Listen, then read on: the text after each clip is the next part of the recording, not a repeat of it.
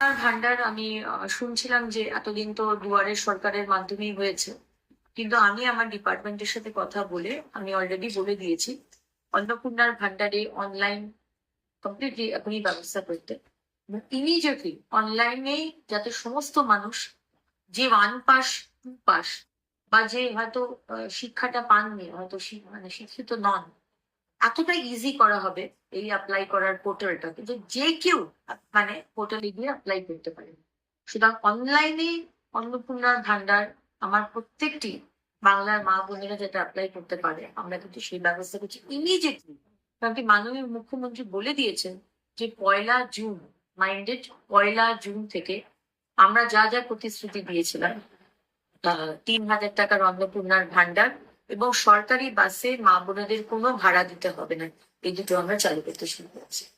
এখন যারা লক্ষ্মীর ভান্ডার পাচ্ছিলেন তারা সবাই অন্নপূর্ণার ভান্ডার পাবেন। আমি আবার রিপিট করছি, যারা লক্ষ্মীর ভান্ডার পাচ্ছিলেন তারাই সবাই আবার অন্নপূর্ণার ভান্ডার পাবেন।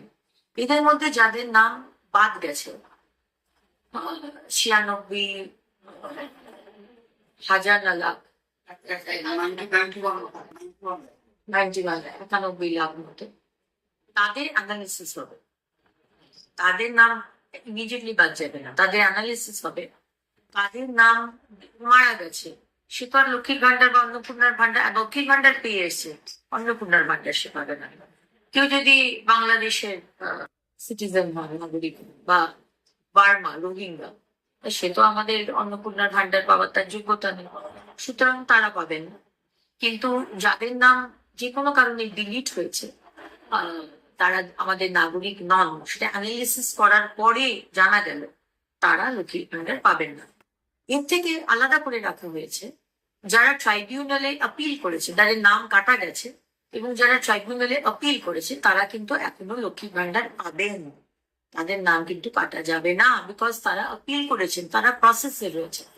এবং যারা সিএ এর জন্য আপিল করেছেন তারাও কিন্তু অন্নপূর্ণার ভান্ডার পাবেন, তাদের নামও কাটা যাবে না।